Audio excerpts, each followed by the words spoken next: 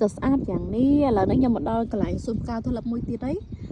អូស្អាតដែរបងប្អូនហើយកន្លែងនេះមើលនេះផ្កានេះអូយស្អាតខ្លាំងណាស់មើលទៅស្ដីនឹងផ្កាកុលាបប៉ុន្តែនេះគឺជាផ្កាទល់ទេវាមានច្រើនទម្រង់ច្រើនសន្តានណាហើយនេះអូយស្អាតខ្លាំងណាស់ខ្ញុំមកនេះម៉ោងប្រហែលជា5ល្ងាចណានិយាយទៅផ្កានេះវាចង់រយអស់ហើយយើងមករៀងយូរដែរយើងអត់មានពេលតនេមកលេងហើយខ្ញុំនឹងថតមកខាងនេះបងប្អូនមកខាងនេះគឺផ្កាទល់ពណ៌ក្រហមចាស់ពណ៌ក្រហមរៀងពណ៌កម្ៅណាហើយអានេះវារយចង់រយអស់ឲ្យបងប្អូនស្អាតណានេះមើលទៅ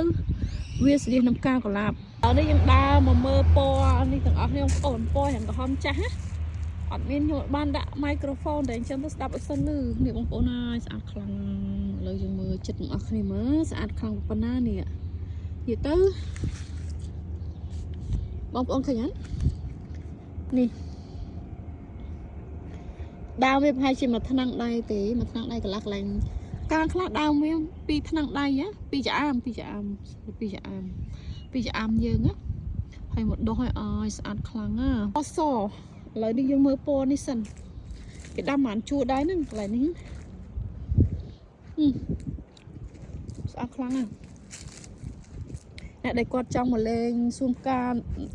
ធុលប់សួនផ្កាដែលល្បីខ្លាំងជាងគេដែលសបោទៅដោយផ្កាធុលប់កន្លែងបងប្អូនដែលគាត់ចង់មកលេងផ្កាធុលប់ហ្នឹងមកខែហ្នឹងត្រូវហើយជាមកលេងប្រទេសហូឡង់គឺត្រូវហើយឥឡូវនេះខ្ញុំមកបង្ហាញបងប្អូនពីផ្កាពណ៌សម្ដងអូយស្អាតខ្លាំងបងប្អូនហើយពណ៌សក៏ស្អាតដែរនេះមើលទៅឡើងចាំងភ្នែកនិយាយទៅនៅក្នុងកាមេរ៉ាហ្នឹងមើលទៅអត់សូវឃើញស្អាតទេតោះតែយើងមកខាងក្រៅមើលខាងក្រៅនឹងធ្វើនឹងសខ្លាំងជាងនៅក្នុងទូរស័ព្ទទៀតស្អាតខ្លាំងហ្មងបងប្អូនមើលចិត្តនេះមកខ្ញុំកាន់តែមើលប្រហែលជានេះដូចមកចាអាមកន្លះអីទេដើមវាហើយមានបន្លែណាបងប្អូនបើនិយាយពីក្លិនវិញវា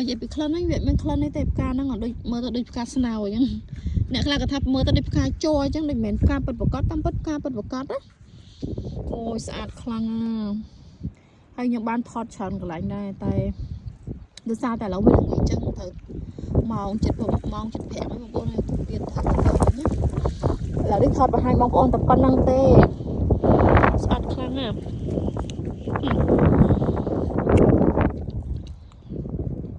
បើមើលពីខាងក្នុងវិញនេះអញ្ចឹងបងប្អូនហើយស្លឹកវាលក្ខណៈដូចជា